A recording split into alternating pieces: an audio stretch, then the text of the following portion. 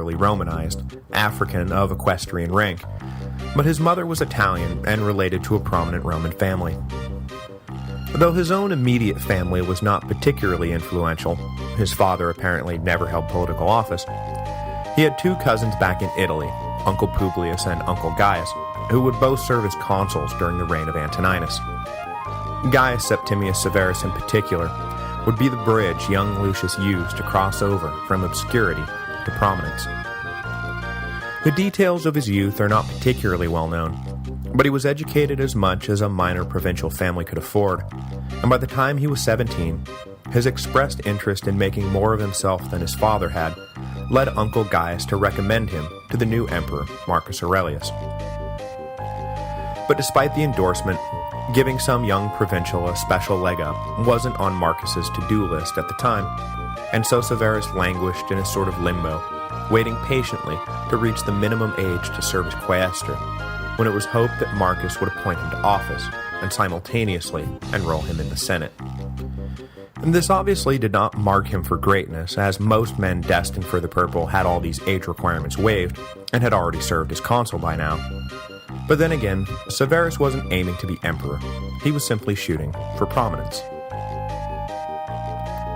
Things actually got a little bit worse for young Severus in the mid to late 160s, as he waited patiently for the expected assignment. The Antonine Plague infected Rome, and Severus prudently, if a bit dejectedly, left the disease capital and returned to Africa where things were safer. He had left home with high hopes, and now he was right back where he had started, with nothing to show for it but a few wasted years.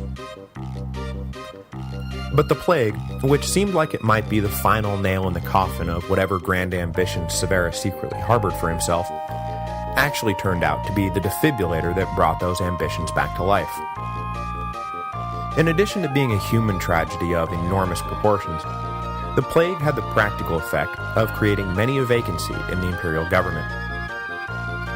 Just as the Second Punic War, and specifically the disaster at Cannae, had cleared out most of the rising stars of the old patrician families and opened the door for men of merit wherever they might be found, so too did the Antonine Plague leave room for men who likely never would have been granted a second look had the old aristocracy not been dropping like flies.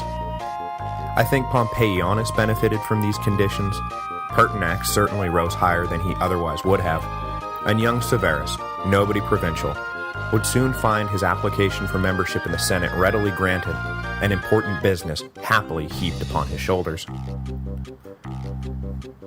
But even here, Severus's career progressed in fits and starts. He was assigned a proquaestorship in the Spanish senatorial province of Baetica, but soon after taking up the posting his father died, forcing Severus to return home to assume the mantle of paterfamilias. While he was gone, which means we can infer this was around 172 or so, the Moors invaded Spain and threw the region into crisis. The Senate handed control of Baetica to the emperor, and in trade, the emperor granted the Senate authority over the island of Sardinia. So when he was ready to return to duty, Severus was redirected to the moderately hostile backwater of Sardinia, rather than the lush and wealthy coast of Spain.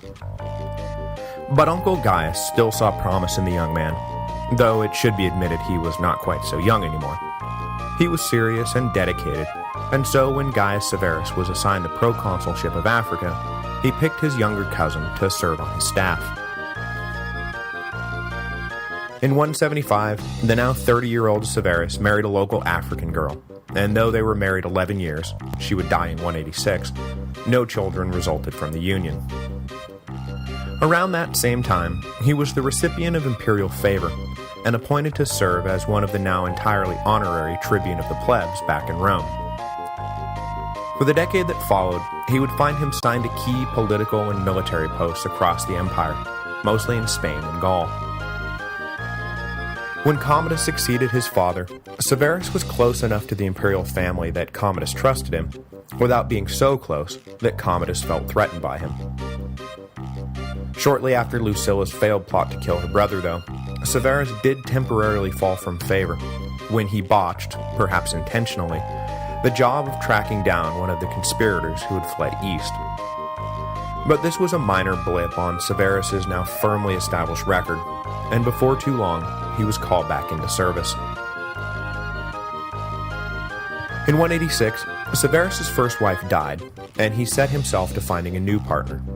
This time, one he hoped would help catapult his career to the next level. Belief in astrology and divination was as strong in the empire as it had ever been, and Severus in particular bought into the whole system completely. He was informed by some mystics that there was a woman in the east who was destined to marry a king. So Severus immediately went forth to track her down and marry her.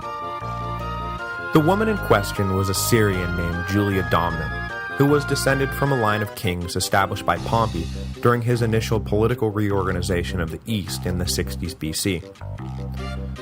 Though her family's royalty had long been stripped away, her father was a high priest in the small but important mystery religion that dedicated itself to the worship of Elagabalus, god of the sun.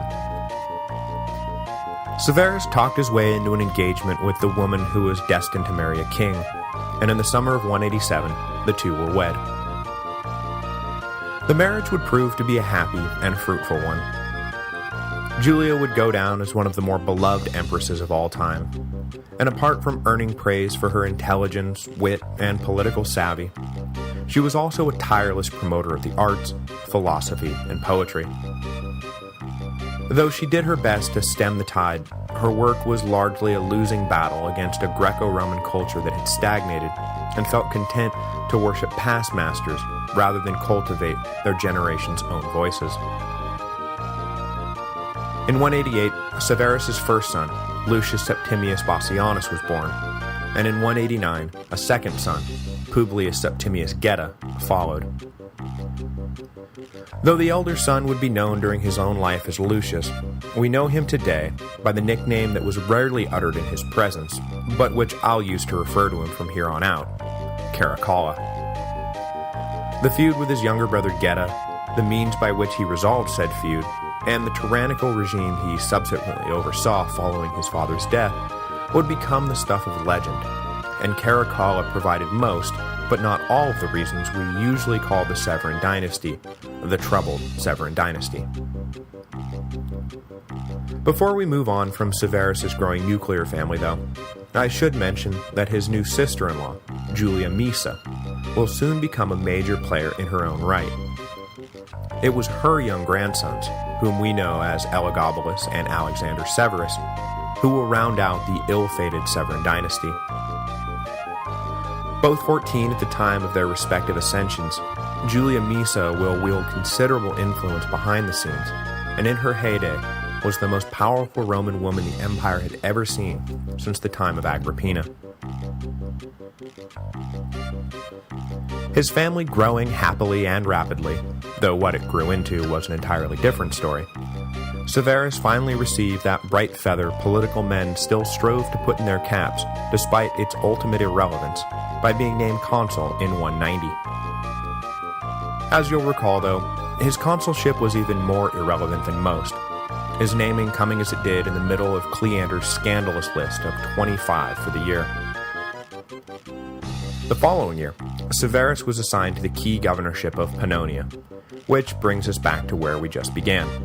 The assassination of Commodus, the murder of Pertinax, the elevation of Julianus.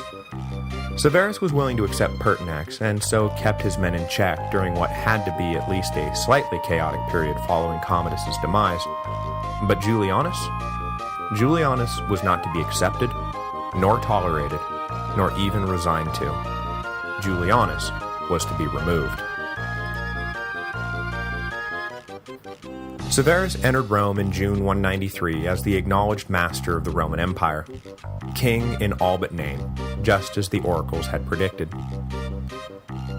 His first act was to order the disgraced Praetorian Guard to assemble unarmed on a plain outside the city walls, where they were surrounded by his own armed troops. The Praetorians were no doubt thinking that Severus's promise of no recriminations was about to be revealed as just a clever expedient, and that they were all about to pay the ultimate price for their greed and hubris, but Severus instead simply ordered them to disband. That is, the Praetorian Guard was abolished. The now former members of the Guard escaped with their lives, but found their livelihoods stripped away in an instant. In place of the old Praetorians, which had been an assembly of mostly Italian, mostly well-to-do soldiers, who treated the posting as purely ceremonial and little more than an opportunity to live high on the hog at the empire's expense, Severus instituted a new order of Praetorians. This one would be 4 times as large and be made up of provincial soldiers. Rather than a social club for pampered Italians, the Guard was reconstructed to be the premier military unit in the empire, and served as the ultimate reward for excellent service in the legions. Promotion of the Praetorians was, in other words, now open to any soldier who earned the right. The effects of this reconstruction were threefold. First, it further increased the distance between the citizens of Rome and their emperor. Rather than the barrier separating the two being made up of armed Italians, who at least looked like the citizens of Rome and talked like them, and were in many cases related to them, the barrier was now made up of a motley group of uncouth provincial soldiers who shared nothing in common with the citizenry of the capital. From this point on, basically, no one had a cousin in the Guard anymore who could, bend the rules a bit now and then. The ramification of the Praetorian reorganization was that it wound up draining away talent from the provinces. When the best soldiers are promoted up to a posting in Rome, well, they're not around to help dig trenches anymore, or lead men in battle, or generally ensure that the borders remain secure.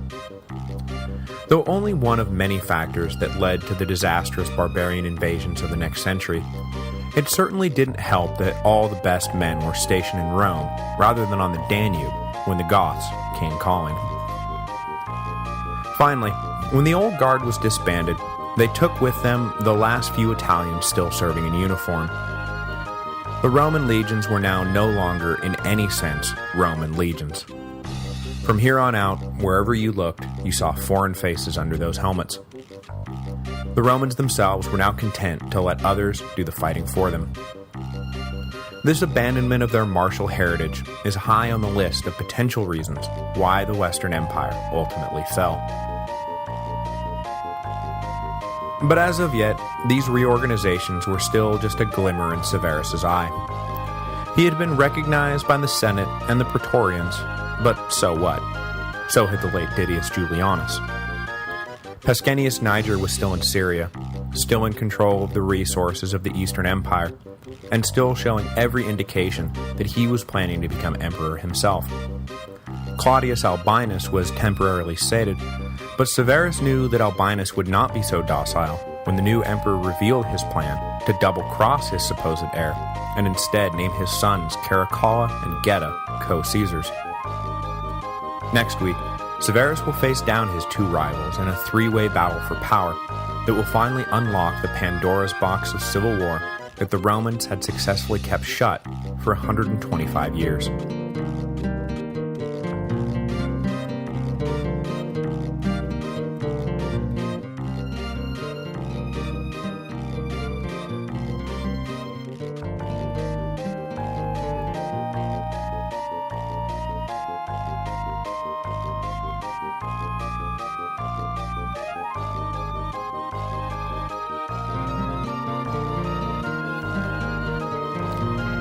Hello, and welcome to the History of Rome, Episode 100, Black and White and Severus All Over. On June 1st, 193 AD, Septimius Severus was officially recognized as emperor